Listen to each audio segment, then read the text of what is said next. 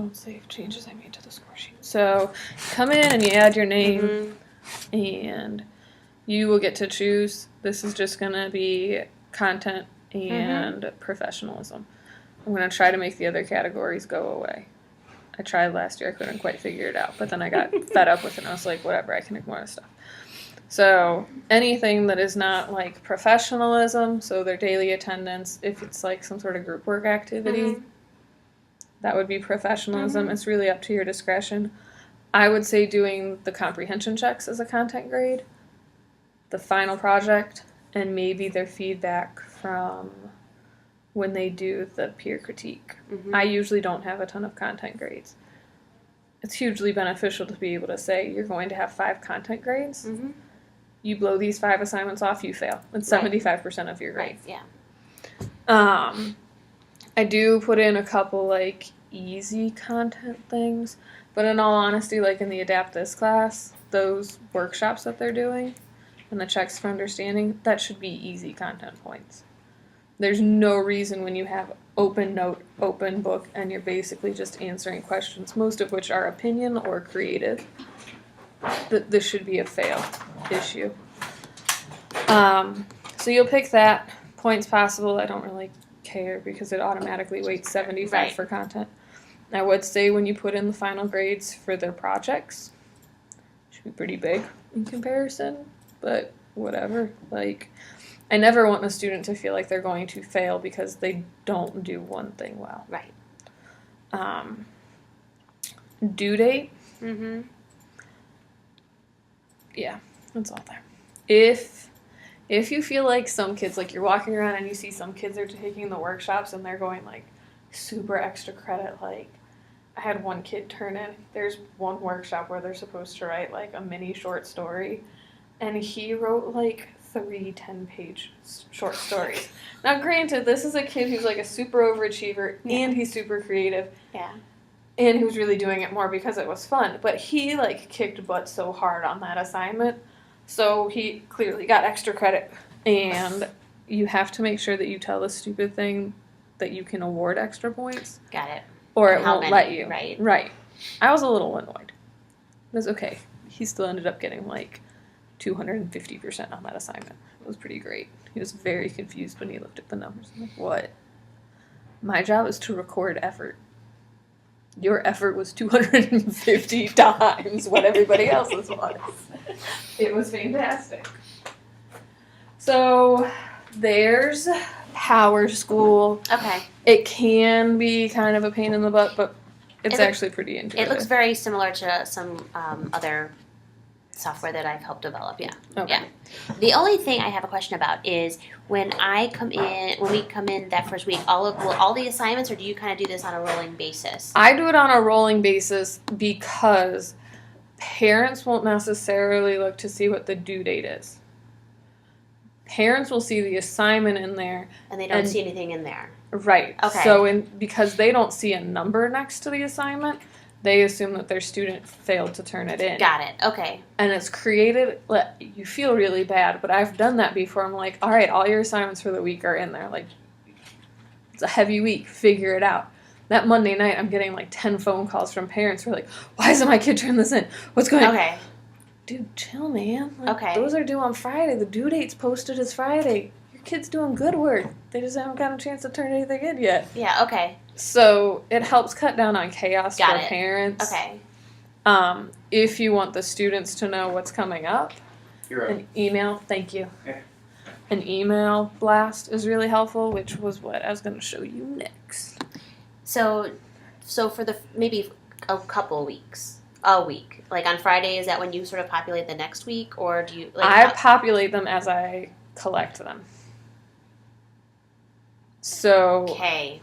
So every day I'm going to open up and to add a professionalism thing. Got it. Oh, you can. So I can show you that. Okay. So like we're in here and we're in the score sheet, right? And then whatever the day is. You can copy the assignment. Yeah, got it. And you can copy a number of assignments. So okay, perfect. You're going to collect this assignment, and this assignment today, plus the professionalism. Go to next, and you can all the classes you're going to collect it in. Usually I would copy the professionalism one first to all of my sections, and then I'd go through and look at what's assignments for like the adapt to this class. Okay. And Okay. then the And it can do it welcome to across classes.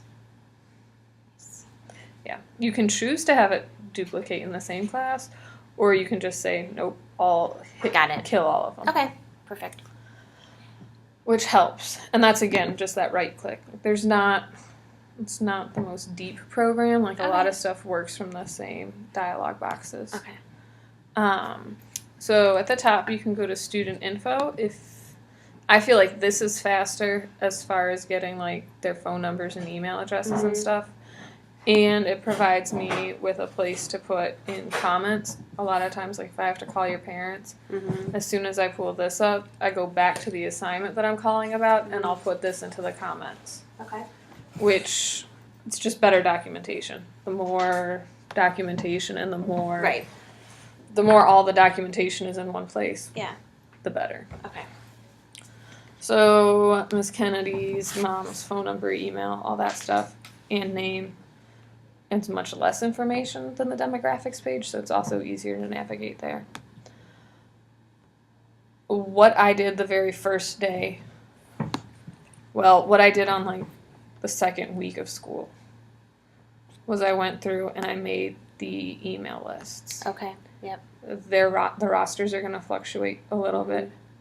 I will attempt to make the email lists before I leave. But because the rosters will be in flux, that might be... please don't be slow. But it's not like it's that difficult. I just opened up 2 different screens and copy and pasted them.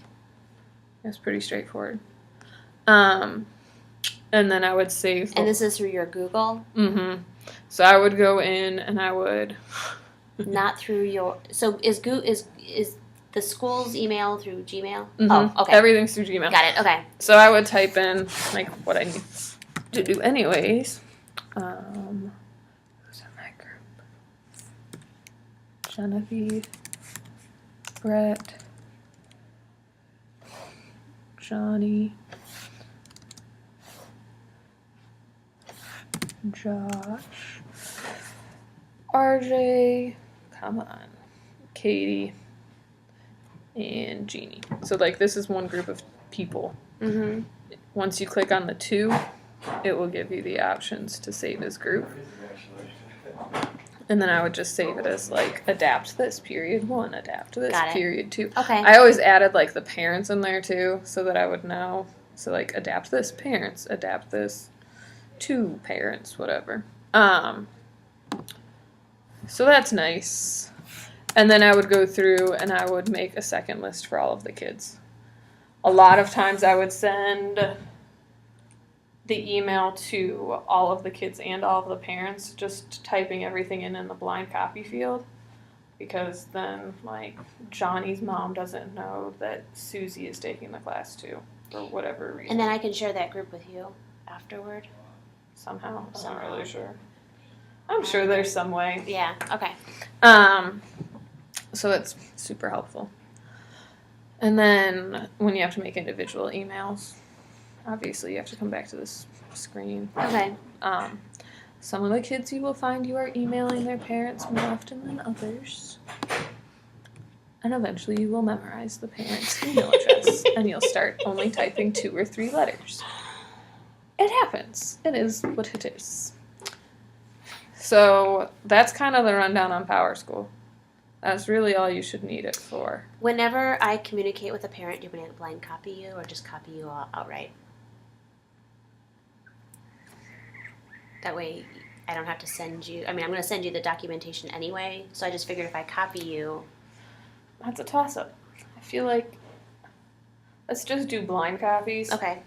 I would be worried that parents would then want to reply just to me. That's fine. Okay. And I don't need that extra chaos. No. I just figure for documentation purposes, a you're going to blind get a copy is going to be great. Okay. And it's good to know what's going on. When I come back, I have to put together a SLO, which I'm sure you're aware of. A what? Student learning objective thing. It's a slow. Yeah. I have to come up with what I think each student's going to perform for the third or for second quarter. Oh, wow. And part of my matrix is that I use their work ethic. So if Okay. I'm seeing that you're having to email like every other day for somebody, it's a pretty solid indicator that they're being a tool and that's part of their work ethic. Okay. So that'll be all documentation that's helpful from me from a professional standpoint and when I'm calculating like their final grades for the semester. Grades. That's the other thing. When you do their final grades. So we're here and over here you'll push that little arrow next to their name or the G. Is that what you push? It's been a long time. X, go away. Right click? I don't remember what you do to put in their names or their grades. It should come back to me. It's not though. Somewhere in here you can right click. It's probably because this has already gone through.